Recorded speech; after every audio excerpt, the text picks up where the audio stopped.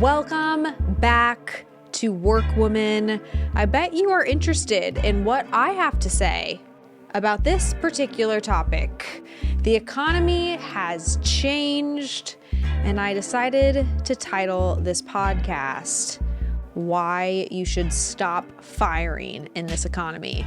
And I'm going to give you the only reason that you should stop firing team members in this economy. The only reason that you should stop is if you have given up on your business targets. That is the only reason that you should not make the conscious decision to terminate the wrong team members inside this economy. There is no other reason that you should use. There is no fear tactic. There's no worry. There's no concern.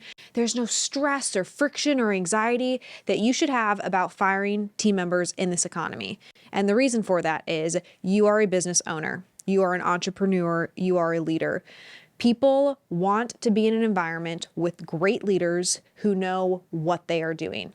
And if you know what you're doing, you can crush it in an economy where a lot of people are just hanging on to really terrible employees because they're worried that the talent market is too overrun. They're worried that there are not a lot of great options. And I'm going to read you some statistics. So the reason that this topic came up was I actually got an email the other day, and the subject line of the email has a smiley emoji, and then it says, "Getting fired, ?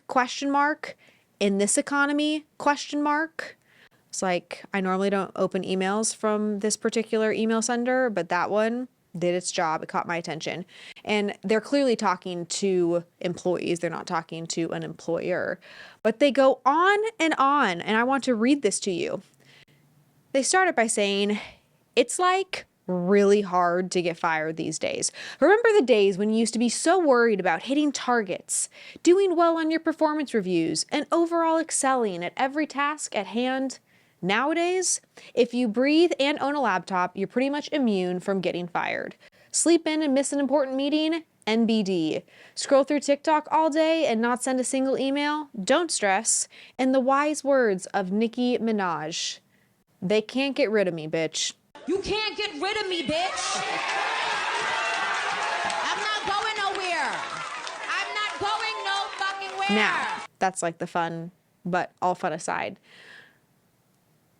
They're titling this, "We are in the midst of a war for talent," meaning employers are the ones fighting over candidates instead of the other way around, meaning as somebody who employs people, you're looking for more candidates. As somebody who's buying a house, it's more difficult to find a house in this job economy.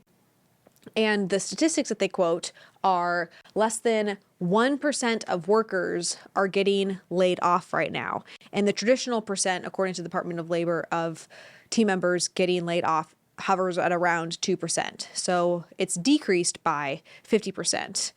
It goes on to quote, "You'd have to be incredibly lousy to get fired at the moment," who is a chief executive of marketing at Drift Firm. And he said this to the Wall Street Journal. So there's another interesting stat in here. Out of 2,000 managers surveyed in a recent UKG study, more than 2/3 said they'd rehire former employees that were nothing more than average, and 16% said that they would take back anyone no matter their skill set. This is fucking nuts to me. Excuse my language, but I'm not sorry. That is crazy to me. You would rather take back just any team member, because you have such low expectations of your culture and your environment. If anything, you should be looking at this as the opportunity to be able to create such a massive picture, such a big opportunity for somebody, so that they see themselves inside your organization, not, oh, I'm going to pander to this job market. First of all, a 1% to 2% firing rate, like most people aren't comfortable firing anyway, as you can tell by the 2% firing stat from the Department of Labor. So let's get over using the economy or scarce resources as the reason why we should keep terrible team members. If somebody is not working out for you, do not continue to have them on your payroll. And I say this to people over and over and over again. And I was just telling Dimitri before he started setting up for this podcast, I was like, man, sometimes I feel like all I talk about is firing people. Like this is just a constant theme. And, we let team members go. That transition is a very real thing for us. But I talk about it in actuality more than we're like really doing it, because I'm not doing it every single time that, I speak. But what I found is that you can tell somebody to do something. You can tell somebody to work out. You can tell them lunges and squats and push-ups and all these things are really important for them, but they won't actually do it until they see themselves in a bikini in summertime, or they look at themselves in the mirror when they're trying on jeans and they're like, "Oh my gosh, I need to go get in the gym because I don't have any muscle on my body and I'm just a bunch of flab." So I'm telling you to fire your team members because I can assure you that if your business is in the same statistics as, well, every business, which would mean you are inside the United States, even if you're abroad, that you're likely not very comfortable with firing people. And yet there's probably somebody on your payroll who is not doing what they're supposed to do, reading bullshit emails like this, essentially saying you can scroll TikTok all day and still not get fired. And quite honestly, if there's anybody who thought even remotely for a second that they could just scroll on TikTok all day here at Cardo Ventures and think that they could keep their job because we're such weak employers, we're such weak leaders, we believe so little in the products and services and the life-changing opportunities that we create for our clients that we're going to continue to allow them to stay here, they're fucking nuts. Like that's really not going to be a reality for them. But you have to own that environment as the leader. You can't be sitting here, shame on you, but not because it worked, for clicking on this podcast and being like, "Oh my gosh, what do I need to know about not firing people in this economy? Do I need to be worried? Do I need to be stressed out? Are we heading into recession?" Maybe. It's probably pretty likely. All of the above might need to happen, and it might happen for your competitors. However, for you, you're going to continue to prosper and grow. All you know how to do as a leader, as a business owner, is prosper and grow. You have to tell yourself that over and over again. And in order for you to be able to do that, you must surround yourself with people who are also committed to prospering and growing themselves. This includes your team members. The people that you spend your time around include your team members. Just today, I had a conversation with a couple team members. Two of them walked in and one of them has started dressing like his best friend. They almost look like twins now. They're like literally matching in the way that they buy pants, the way that they style their outfits. And the other one was matching my husband, Brandon Dawson, wearing the same exact things. And this was not something that he was doing even just 2 months ago. Why does that happen? Because you become like the people that you spend your time around.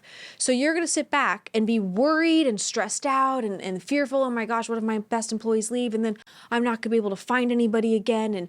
And this is going to be the demise of my business, but I just need to keep them because keeping them is better than going out and finding new ones." False. Bad data, wrong information. There are 8 billion people on this planet. Now, not all of them want to achieve the same level of success as you do, but I can assure you that there are an unlimited amount of people inside your market or inside your ability to hire that would be thrilled at the opportunity to work for a leader who doesn't put up with shit when it comes to low-performing team members, when it comes to clients who are being disrespectful, when it comes to all of the inner challenges that take place in an organization.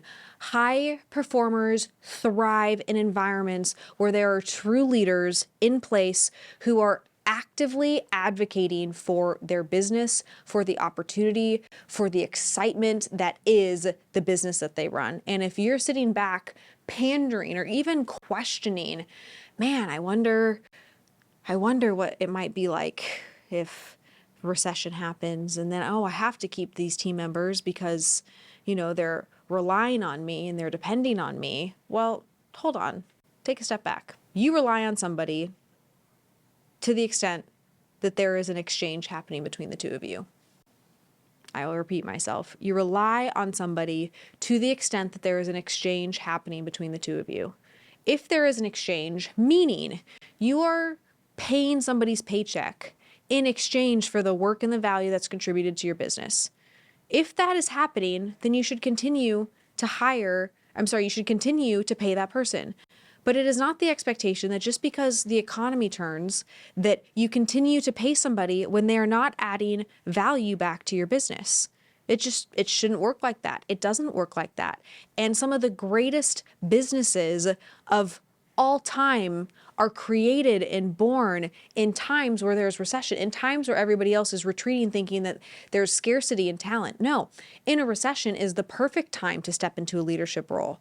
I don't know about you, but when the shit hits the fan, I want people to think of the first place as Cardone Ventures that they need to call in order to have a lifeline and a refuge to be able to grow and develop and to be able to be around people who are doing massive things with the biggest think. I don't want people to think, oh, we're just going to get small and we're just going to wait this out and see how it plays out. No, you're not going to get the best talent when that happens.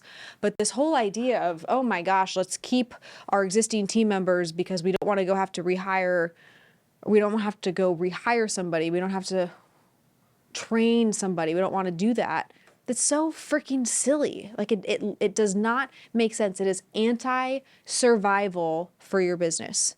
You have to understand this. It is anti-survival for your business. Your business will not survive if you continue to operate and think like this, if you continue to have broken thought processes around your people.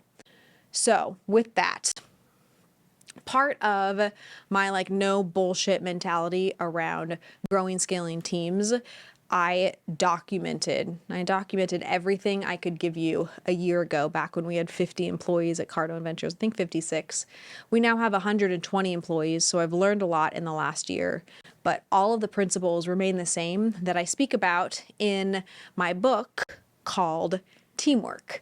So if you're one of those people who's like, I am not surrendering, I am not giving up, I am not letting go, I'm going all in on myself, on my business, on my team, on my clients, then what you need to do is get the skills that you need in order to be able to be successful and to truly create a people system inside your business. And the best way to do that is by reading my book. It is a guidebook.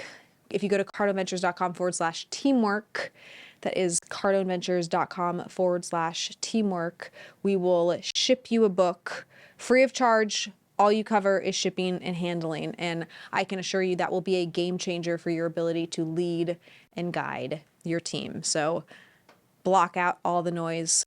Don't listen to it. Let this time be the time that you turn on, that you lean in, that you don't acquiesce, and that you feel really supported by me, by other people who are going after their dreams and not listening to the bullshit news about the scary times that are to come.